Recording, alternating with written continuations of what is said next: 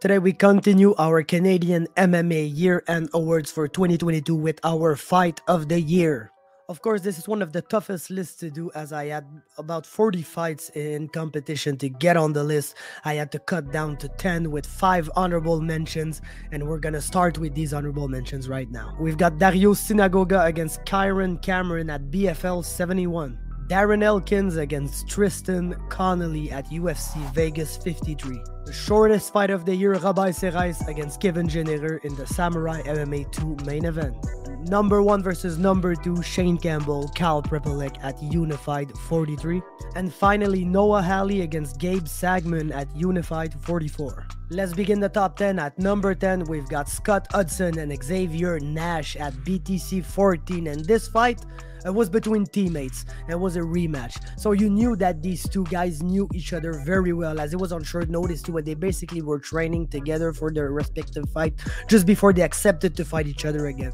So in that fight, you can see that both guys had the answer for what the other one was doing. They knew in advance what was coming in, and it just gave us a super competitive, hard-fought and closely decided fight between two amazing competitors, and it was a pleasure to see.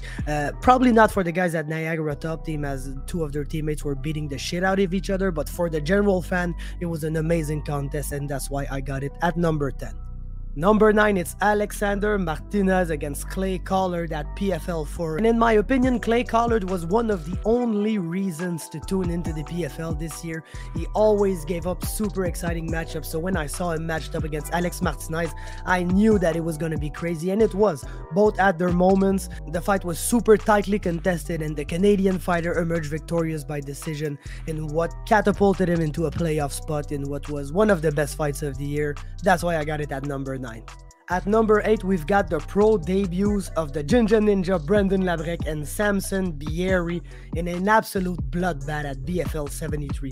Labrecque really started the fight well, winning the first round and even the second on some of the scorecards, but Samson Bieri never stopped even though he was bleeding everywhere. He was putting on the pressure and trying to land the better shots, and all that paid out in the end as he was able to come very strong in round 3, give us one of the most exciting fights of the year. Labrecque came out with the decision in the end, but there's really no losers in that fight, and it's at number 8 in my list of the best fights of the year in Canada.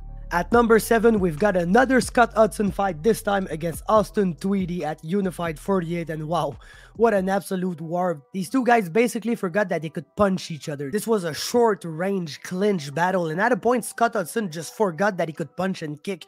The guy was throwing knees and elbows combinations. It was absolutely ruthless on his part. Tweedy was able to hurt him at a point, was able to get some takedowns, get some amazing positions on the ground, but Hudson was always able to get out of these positions, get back up into the clinch, and knee the guy and elbow the guy in his face. What an absolute savage fight it was. One of my favorites of the year, of course. That's why I've got it at number 7 on the list. At number 6, we've got the war in Calgary.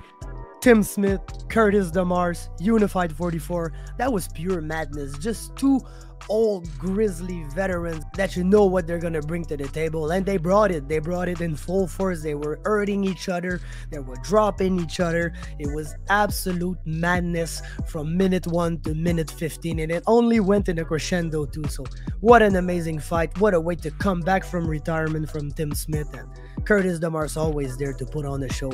What a fight. We're gonna remember that one for a while, and that's why it's on number 6 of my list of the best fights of the year.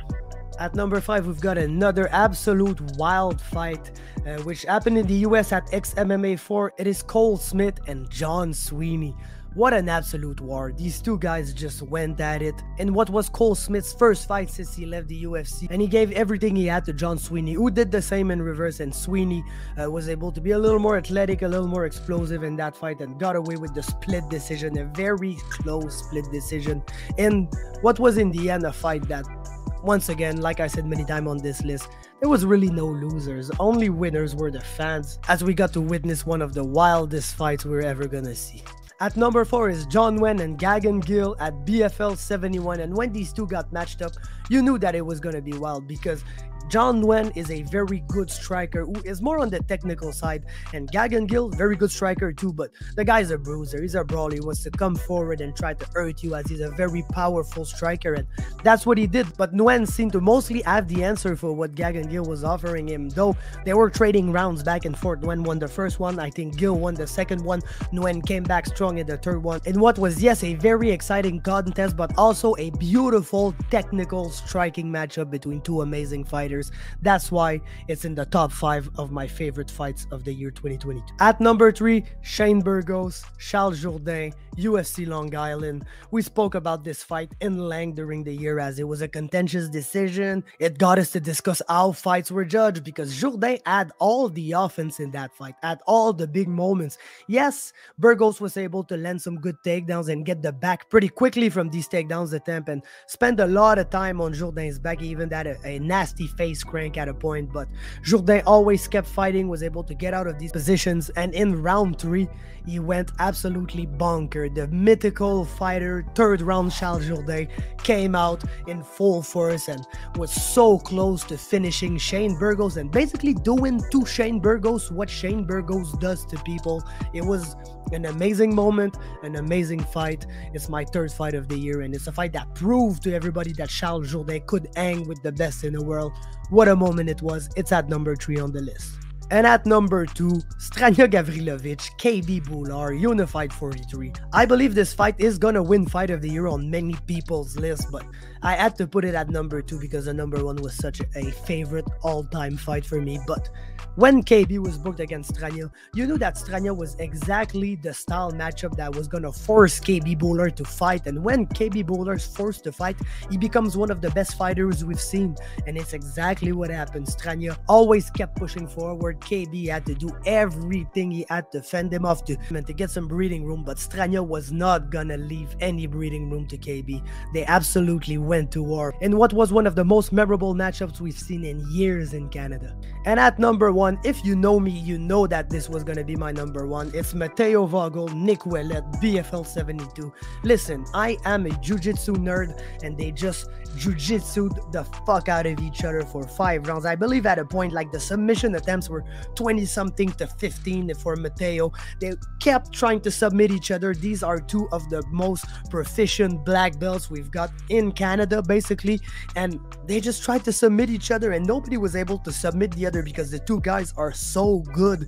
But it was absolutely insane. One of my favorite fights ever, and spoiler alert, it's not only my fight of the year in Canada, it's my fight of the year. It's the best fight I've seen this year. It's my favorite fight I've seen in a while, and I've re-listened to this fight probably 20 times since it happened. It's one of my guilty pleasures. I will never stop cherishing this fight and the opportunity that I had to see it. I'm just so grateful for Mateo, for Nick, 2 of my favorite fighters, my favorite style of fighting, going at it. And like, sometimes you get 2 grapplers fighting each other and they strike. They just don't grapple. These guys grappled the fuck out of each other. It was just amazing. One of my favorite fights ever, and I had no choice but to put them at number 1.